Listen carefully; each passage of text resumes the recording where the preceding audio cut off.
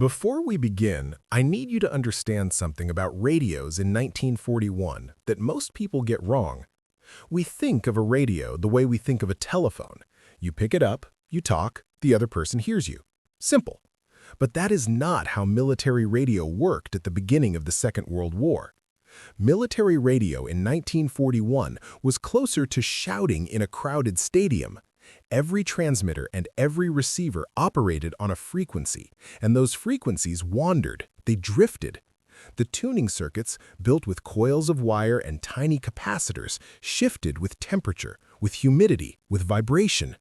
A radio set in a tank bouncing across a field at 30 miles per hour was not the same radio it had been sitting on a bench in a laboratory.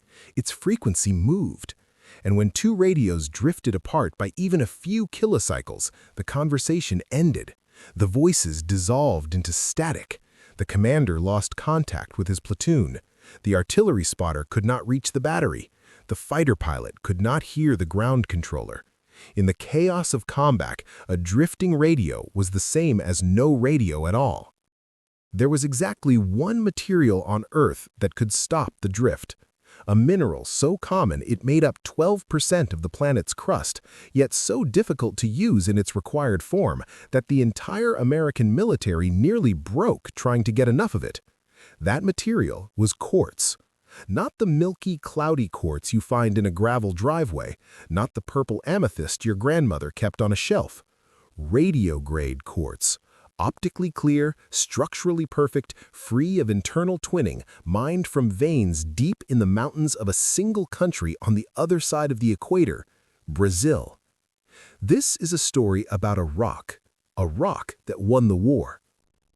The physics that makes quartz useful for radio was discovered in 1880 by two French brothers, Jacques and Pierre Curie.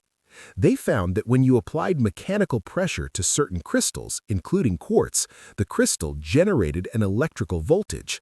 And conversely, when you applied an electrical voltage to the crystal, it vibrated at a precise mechanical frequency. They called this phenomenon piezoelectricity, from the Greek word piezen, to press. It was a curiosity for decades, a laboratory trick that impressed physicists and bored everyone else. The First World War offered the first hint that piezoelectricity might have military applications. The French physicist Paul Langevin used quartz crystals in sonar transducers to detect German submarines. The crystals converted electrical signals into sound waves that traveled through water and converted returning echoes back into electrical signals. It worked, though the technology arrived too late to affect the outcome of the war. But the principle was established. Quartz was not just a geological specimen. It was a bridge between the mechanical world and the electrical world, a translator between vibration and voltage. The question was whether anyone would figure out what else it to do. Then, radio arrived. In the early 1920s, as commercial broadcasting exploded across America, engineers realized they had a problem.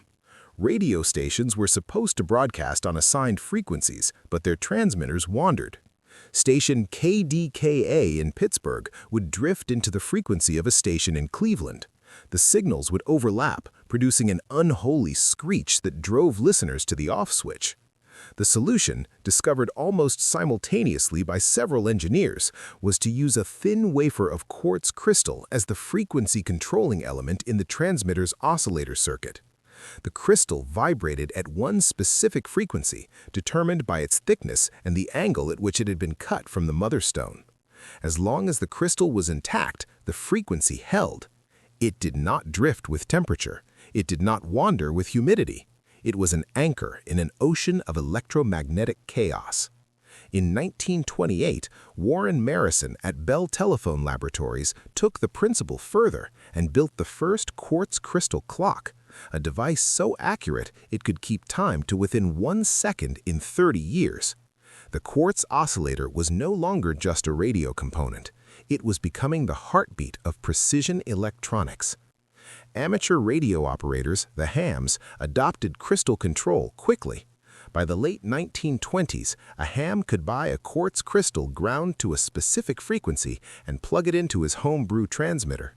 The crystal held the frequency like a stake driven into the ground. The technology was elegant. It was also, at that point, completely irrelevant to the United States military. Here is where the failure of imagination begins.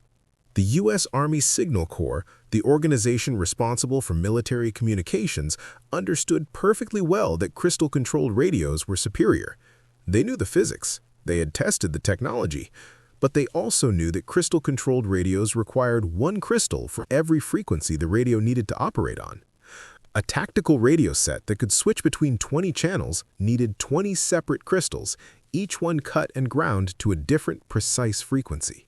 This was not like mass-producing bullets or bolts. Each crystal was essentially a handcrafted precision instrument. Before the war, the entire American crystal industry consisted of roughly 15 small companies, most of them little more than a man with a diamond saw and a grinding wheel in a back room. Together, they produced at most 100,000 crystals per year. The Signal Corps looked at those numbers, looked at the scale of the army they would need to build if war came, and made a decision that would haunt them for the next 4 years. They committed to crystal control anyway. They gambled. Every new radio set designed for the Army, from the massive SCR-299 mobile communications truck to the SCR-300 backpack walkie-talkie developed by Galvin Manufacturing, the company that would later become Motorola, was designed around crystal oscillators. The specifications called for crystals. The circuits required crystals. Without them, the radios were expensive paperweights. The Signal Corps had bet the entire communications architecture of the United States military on a component that could not be produced in anything close to the quantities that would be needed. It was a calculated risk driven by the understanding that the alternative, going to war with drifting radios, was worse than going to war with a crystal shortage. As one officer later put it, without crystals, you have radio. With them, communications. The numbers tell the story of the disaster. When the United States entered the war in December 1941, the military needed millions of crystals, not thousands, millions. Every SCR-300 walkie-talkie required crystals. Every SCR-536 handy-talkie required crystals. Every tank radio, every aircraft radio, every naval communication set, every radar unit required crystals. The Army Air Forces alone consumed crystals at a rate that dwarfed all pre-war production. The total wartime demand would eventually reach over 70 million crystal units. The industry that existed in 1941 could produce roughly 100,000 per year. The gap between supply and demand was not a gap, it was an abyss wide enough to lose a war in. The first problem was raw material. Quartz is common, but radio-grade quartz is not. To be useful for a frequency control oscillator, the quartz had to be optically clear, free of bubbles, inclusions, and cracks. Most critically, it had to be free of a structural defect called twinning, where two crystal lattices grow interpenetrated at an angle. A twinned crystal could not hold a stable frequency. It was useless. And you could not tell if a crystal was twinned just by looking at it. You needed specialized optical equipment to detect the internal structure. The only known source of radio-grade quartz in the quantities required was Brazil, specifically the states of Minas Gerais, Goiás, and Bahia, where quartz veins threaded through ancient geological formations in the rugged interior. The mining was primitive. The quartz was dug from hillsides and riverbeds by garimpeiros, independent prospectors who worked with hand tools, pickaxes, and shovels. They hauled the stones out on mules. There were no roads in many of the mining regions. There were no railroads. The quartz traveled by mule train to the nearest village, then by truck to a regional trading post, then by rail to a port city like Rio de Janeiro or Salvador, and then by ship across the Atlantic to the United States. The entire supply chain was a 19th century operation being asked to feed a 20th century war machine. The Signal Corps moved fast. Procurement officers were dispatched to Brazil with suitcases full of cash and a mandate that left no room for negotiation. The whole radio crystal program of the armed services depends upon the success of the procurement program in Brazil, read one internal directive. Nothing must be allowed to interfere with it. The United States negotiated agreements with the Brazilian government, which had joined the Allies in 1942 after German U-boats sank Brazilian merchant ships. American agents spread across the mining districts of Minas Gerais, buying quartz directly from garimperos, middlemen, and regional dealers. They set up inspection stations equipped with improvised optical testing devices, essentially large glass tanks filled with oil that had a refractive index close to that of quartz, with polarizing filters on each end and a carbon arc lamp for illumination. An operator would submerge a chunk of raw quartz in the oil, locate its optical axis by looking for rainbow interference patterns, and determine whether the crystal was twinned or clear. Twinned crystals were rejected. Clear crystals were purchased, weighed, and shipped. The prices skyrocketed. Before the war, radio-grade quartz sold for a few dollars per pound. By 1943, the best untwinned specimens were commanding premium prices that made the garimperos richer than they had ever been. Word spread through the Brazilian interior that the Americans were buying clear rocks for astonishing sums. Men who had been farming beans and coffee abandoned their fields and headed for the quartz districts. The mining camps swelled. New diggings opened on hillsides that had been ignored for generations. The garimperos worked in conditions that would horrify a modern safety inspector. They tunneled into decomposed rock without shoring, following veins of milky quartz and praying for pockets of clear crystal. Cave-ins were common. Tropical diseases were endemic. Medical care was non-existent. The men who dug the crystals that would carry the voice of the American army across Europe and the Pacific were among the poorest and most invisible workers of the war. The Brazilian government, recognizing the strategic value of its monopoly, periodically attempted to restrict exports or drive up prices. American diplomats worked to keep the supply flowing, balancing flattery, pressure, and the promise of continued economic cooperation. There was a genuine fear in Washington that the Axis powers might find a way to disrupt the quartz supply. German U-boats were already prowling the South Atlantic, sinking Brazilian merchant ships. A successful campaign against the quartz convoys could have crippled American radio production. The Navy assigned escorts to the most critical shipments. The quartz crossed the Atlantic in the holds of freighters that zigzagged through submarine-infested waters, carrying a cargo that weighed almost nothing compared to steel or oil, but was, pound for pound, among the most strategically valuable material afloat. At its peak in 1943, Brazil exported over 2,400 metric tons of quartz crystal. Not all of it was usable. Much of the raw quartz that arrived at American ports was cloudy, cracked, or twinned. The rejection rate for incoming Brazilian quartz was brutal. Estimates varied, but in many shipments, only a fraction of the raw material yielded blanks suitable for oscillator production. The waste was enormous. Mountains of rejected quartz accumulated at processing centers. But the good material, the clear, untwinned stones, was treated with a reverence usually reserved for gemstones. It was cataloged, weighed, and distributed to manufacturers with the precision of a pharmaceutical supply chain. The transformation of that raw Brazilian stone into a finished frequency control oscillator was a manufacturing process that defied every principle of mass production. Henry Ford had taught America to build cars on assembly lines where each step was identical and repeatable. Crystal manufacturing was the opposite. Every piece of raw quartz was unique. Every stone had its own internal geometry, its own flaws, its own axis orientation. The process could not be done by machines alone. It required human hands, human eyes, and human judgment at nearly every step. First, the raw quartz was examined and oriented. The electrical properties of a quartz crystal depend entirely on the angle at which the wafer is cut relative to the crystal's internal axes. Two specific cuts dominated wartime production. The AT cut, sliced at an angle of approximately 35 degrees in 15 minutes from the optical axis, produced a crystal that was relatively stable across a range of temperatures. The BT cut, at a different angle, was used for other frequency ranges. Getting the angle wrong by even a fraction of a degree would produce a crystal that drifted, defeated its entire purpose. X-ray diffraction equipment was used to orient the raw stone before cutting. Each piece of quartz had to be individually analyzed. Then came the sawing. Diamond-edged saws, thin blades coating with industrial diamond grit, sliced the oriented quartz into wafers called blanks.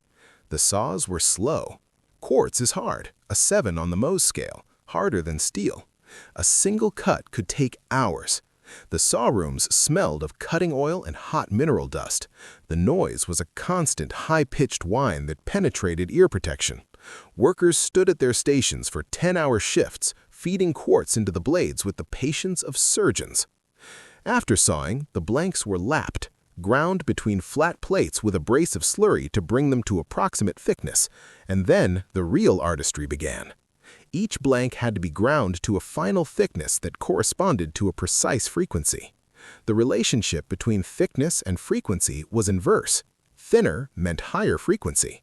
The tolerances were measured in thousandths of an inch. A crystal intended to control a frequency of 5 megacycles per second had to be ground to within a tolerance that corresponded to a few hundred cycles of drift. At this scale, the difference between a working crystal and a reject was invisible to the naked eye. The finishing was done by hand. Workers, many of them women recruited from watchmaking, jewelry, and even beauty parlor trades that required steady hands and a tolerance for repetitive precision work, held the tiny quartz blanks against rotating laps and polished them down to frequency. These women, largely unrecognized by history, became the backbone of the crystal industry. They sat at benches under bright lights for 10- and 12-hour shifts, holding blanks the size of postage stamps against spinning discs coated with fine abrasive, listening to the changing pitch of the grinding as the crystal thinned. They tested constantly, placing the crystal in a test oscillator circuit and comparing its output frequency to a standard. If it was too thick, the frequency was too low. They ground more. If they ground too much, the frequency went too high and the crystal was scrap. There was no way to add material back. Every crystal that was overground was destroyed, along with the hours of labor that had gone into it. A moment of inattention, a hand that pressed too hard, and a day's work vanished. The reject rates in the early months of production were catastrophic. Some manufacturers reported that half or more of their blanks were ruined during finishing. The psychological burden was significant. These workers knew that every crystal they destroyed was a radio channel that some soldier would not have. The industry that grew to meet this demand was unlike anything American manufacturing had seen. By 1943, approximately 130 companies were producing crystal oscillators. 23 of them were in the Chicago area, 20 were around New York, 15 were clustered near Carlisle, Pennsylvania, where the Signal Corps had established its crystal research laboratory at the Carlisle Barracks. 14 were in Kansas City. The rest were scattered across 20 states, from Oregon to Florida, from California to Massachusetts. Many of these were not factories in any conventional sense. They were converted garages, rented storefronts, and basement workshops. A man with some electrical knowledge, a diamond saw he had purchased secondhand, a grinding wheel, and a test oscillator could set up shop and start filling government contracts. The barriers to entry were low, the demand was infinite, the profit margins were attractive, and the technical knowledge, while specialized, could be learned. One early manufacturer used his family piano as an interpolation oscillator to measure frequencies. He would strike a key, listen to the note, and compare it to the frequency output of the crystal under test. It was crude. It was also, in the desperate early months of the war, the best he had. Others relied on audio oscillators manufactured by a small California company called Hewlett-Packard, a firm that had been founded in a Palo Alto garage just 2 years earlier by 2 Stanford engineering graduates. The HP 200A audio oscillator, originally designed for audio testing, turned out to be an ideal instrument for crystal frequency measurement. Wartime crystal demand drove Hewlett-Packard from a garage startup into a serious electronics company. The same war that created the crystal industry also propelled one of the most important technology companies of the 20th century. The Signal Corps headquarters in Washington attempted to coordinate this chaotic constellation of producers. Staff officers traveled constantly, visiting the small plants, instructing new manufacturers in cutting techniques, helping them calibrate test equipment, and mediating disputes between the crystal makers and the Signal Corps Inspection Agency, whose inspectors enforced quality standards that many of the newer companies found impossibly strict. Galvan manufacturing, which needed crystals desperately for its walkie-talkie production, was enlisted to help coordinate the effort. The task of managing 130 independent companies, each with its own methods, its own equipment, and its own stubborn opinions about how quartz should be cut, was an administrative nightmare. And then the aging crisis hit.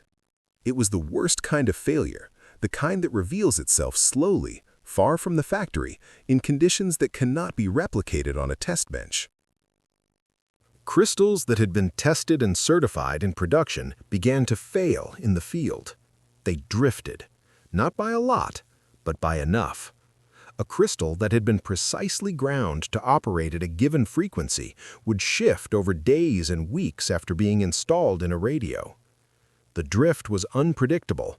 Some crystals shifted a few hundred cycles, some shifted thousands. In a radio system designed around precise channel spacing, a crystal that drifted by even a kilocycle could render the set useless.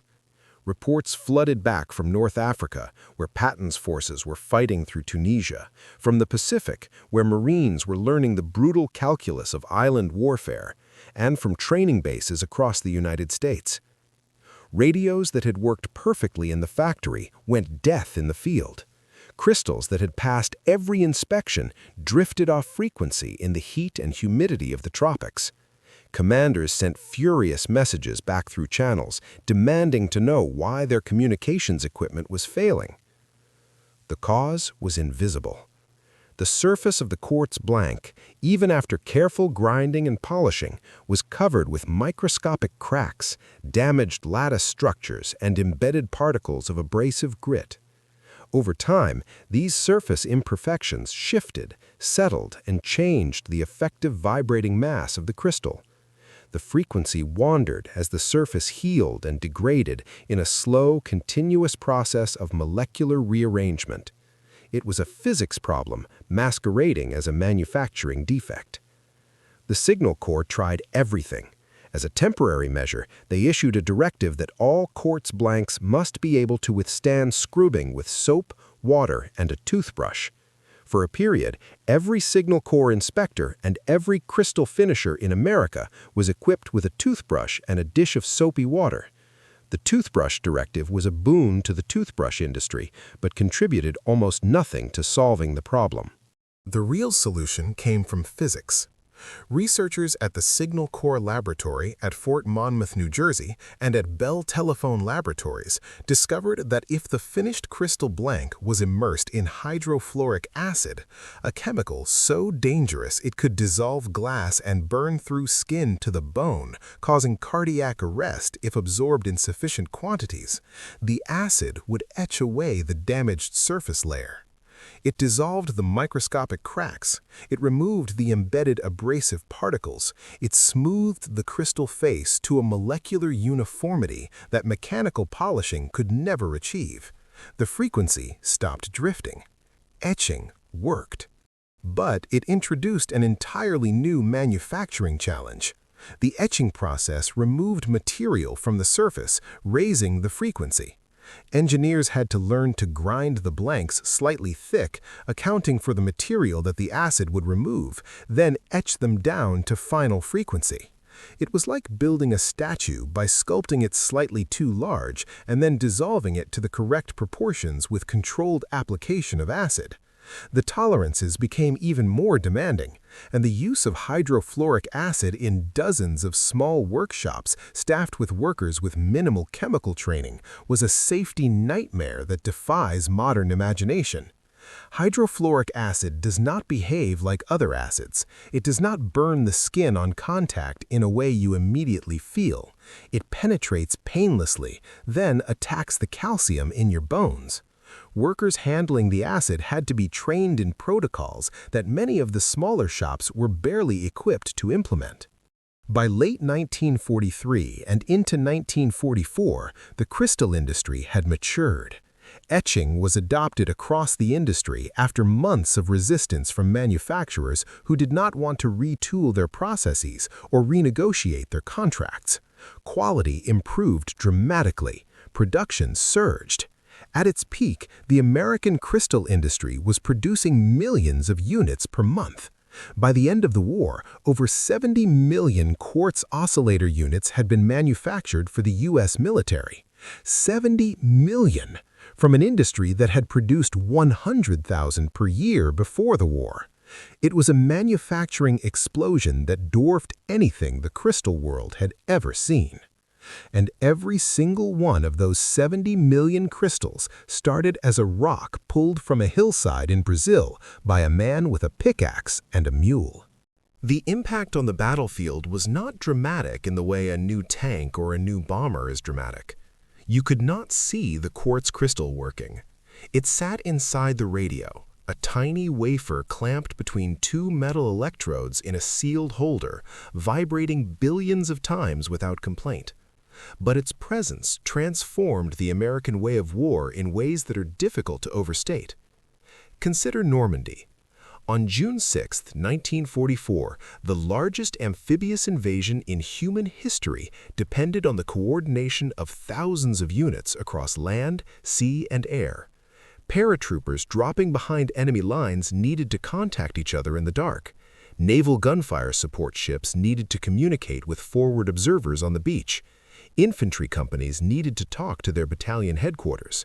Tank platoons needed to coordinate with the infantry they were supporting. Fighter bombers needed vectors from ground controllers to strike targets that were sometimes only hundreds of yards from friendly forces. Every one of those communications links depended on crystal-controlled radios staying on frequency. If the crystals drifted, the links broke. If the links broke, the invasion unraveled. The crystals held. In the Pacific, the distances were even greater and the conditions more punishing. Humidity rotted everything. Salt air corroded contacts. Heat baked the electronics inside their cases. The crystal oscillators had to function in jungle heat, in tropical downpours, in the salt spray of island-hopping landings. The etched crystals, the ones produced after the aging crisis had been solved, performed remarkably well. They held their frequencies across temperature ranges that would have defeated any LC oscillator circuit. The SCR-300, the FM backpack radio that became the iconic communications device of the European theater, was crystal-controlled. It gave American infantry a coordination capability that no other army on Earth could match. When veterans of the war were asked later what had made the difference, some gave answers that surprised historians. "We were heavily armed," one soldier recalled, "and we had crystals." The Germans had quartz crystals too. They had been early adopters of crystal-controlled radio, and German crystal technology was, in many respects, more advanced than American technology at the start of the war. But the German crystal industry was smaller, concentrated in fewer facilities, and as the war ground on and Allied strategic bombing disrupted supply chains and destroyed factories, the quality and quantity of German crystals deteriorated. Germany had no access to Brazilian quartz. It relied on smaller European deposits that could not match the volume or quality of the Brazilian output. The Japanese crystal program was even more constrained, limited by both raw material shortages and a manufacturing base that never achieved the scale the Americans reached. Neither Axis power had access to the Brazilian quartz supply that the United States had secured through its diplomatic alliance with the Vargas government. And neither had the manufacturing base to produce crystals in the tens of millions. The result was an asymmetry that grew more pronounced with every month of the war. American radio communications became more reliable, more precise, and more abundant as crystal production surged. German and Japanese communications degraded. Their radios drifted, their channels overlapped, their coordination suffered. The crystal gap, invisible and unmeasurable by any standard metric of military power, was one of the quiet asymmetries that tilted the war toward the Allies. You will not find it mentioned in most histories of the war. There is no dramatic photograph of a quartz crystal. There is no famous quote about it from Eisenhower or Patton, but it was there, inside every radio, holding the frequency, keeping the channel open, making the conversation possible. The development of the quartz oscillator industry was later described as the second largest scientific and industrial undertaking of the war, after the Manhattan Project. The comparison is apt not because of the cost, though the crystal program was enormously expensive, but because of the scale of the scientific mobilization. Physicists, mineralogists, electrical engineers, chemists, and production specialists from universities, government laboratories, and private industry were drawn into a single coordinated effort to solve a problem that crossed the boundaries of every traditional discipline. The crystal program did not produce a single decisive weapon like the atomic bomb. It produced 70 million tiny invisible components that made every other weapon work better. After the war ended, the crystal industry collapsed almost overnight. The government contracts dried up, the 100-plus manufacturers that had sprung up during the war closed their doors. Surplus crystals, millions of them, flooded the civilian market. Amateur radio operators bought war surplus crystals for pennies and built homebrew transmitters around whatever frequencies happened to be available. If you were a ham in 1946, you did not choose your operating frequency. You chose from whatever surplus crystals were available at the local electronics surplus shop. Your transmitter was designed around the crystals you could get, not the other way around. It was the golden age of surplus electronics, and the quartz crystal was its currency. Some hams became adept at modifying surplus crystals, opening the screwed-together holders and carefully grinding the blanks on flat glass plates with fine abrasive powder to shift the frequency slightly higher. You could raise the frequency by removing material, but you could never lower it. Overshoot, and the crystal was scrap. A steady hand and a patient temperament were essential. Some operators even discovered that scribbling on the face of a crystal with a pencil would lower the frequency by a tiny amount, the graphite adding just enough mass to the vibrating surface to shift the resonance downward. But the real legacy of the wartime crystal program was not in the surplus, it was in what came next. The wartime experience had exposed a critical vulnerability. The United States could not afford to depend on Brazilian quartz for its electronic infrastructure. The mines were foreign, the supply chain was fragile, the quality was inconsistent, and the demand for frequency control crystals was only going to grow as electronics spread into every corner of post-war life. Television needed crystals, radar needed crystals. The emerging field of digital computing needed crystals for clock circuits. The Cold War military buildup demanded crystals in quantities that would make the wartime numbers look modest. In 1950, Bell Telephone Laboratories developed a hydrothermal process for growing synthetic quartz crystals on a commercial scale. The technique used high-pressure autoclaves, sealed steel vessels operating at temperatures of 350 to 400 degrees Celsius and pressures of 10 to 30,000 pounds per square inch. Dissolved silica was deposited onto carefully oriented seed plates, growing large, optically perfect crystals free of the inclusions and twinning that plagued natural quartz. The process took weeks. A single autoclave run could produce crystals that would yield thousands of oscillator blanks, each one more uniform and more pure than anything that had ever come out of a mine in Minas Gerais. By the 1970s, virtually all crystals used in electronics were synthetic. The Brazilian quartz mines, which had been the most strategically vital mineral source on Earth for 4 desperate years, became an afterthought. Today, roughly 10 billion quartz oscillators are manufactured and installed worldwide every year. 10 billion! They're in your phone, they're in your car, they're in your microwave oven, your laptop, your television, your watch, your garage door opener, your Wi-Fi router, your thermostat. Every device that keeps time, every device that communicates wirelessly, every device that processes digital information depends on a tiny sliver of quartz vibrating at a precise frequency. The quartz oscillator is the most ubiquitous precision component in human history. It is also the most invisible. Nobody thinks about it. Nobody knows it is there. It just works, vibrating silently inside its hermetically sealed package, keeping the digital world synchronized. The technology that makes the modern digital world possible, the heartbeat of every computer clock, the tuning fork of every wireless signal, traces its lineage directly to the desperate scramble of the Second World War. Every advance in crystal physics, every improvement in manufacturing process, every solution to the aging problem that was hammered out in those frantic wartime years laid the foundation for the electronics revolution that followed. The quartz crystal oscillator did not just win a war, it created a world. And that scramble traces back further still, to a hillside in Minas Gerais, to a garimpero kneeling in red soil, chipping at a vein of milky quartz with a steel pick, looking for the clear pieces, the ones without clouds, the ones the Americans would pay real money for.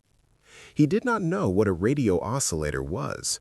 He did not know that the small clear stone in his hand would be sawn, oriented by X-ray, sliced with a diamond blade, ground to a thickness measured in thousandths of an inch, etched in acid that could dissolve his bones, sealed in a metal holder, installed in a radio strapped to the back of a soldier wading through the surf at Normandy.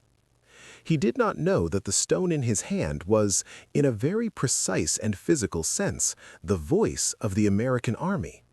He only knew that the Americans were buying and that clear quartz was worth more than gold. 70 million crystals, 30 million of them cut from stone that came out of Brazilian earth on the backs of mules. Each one a tiny transparent tile, thinner than a fingernail, vibrating at a frequency that never wandered, holding a channel open in the electromagnetic storm of war so that one man could speak and another could hear.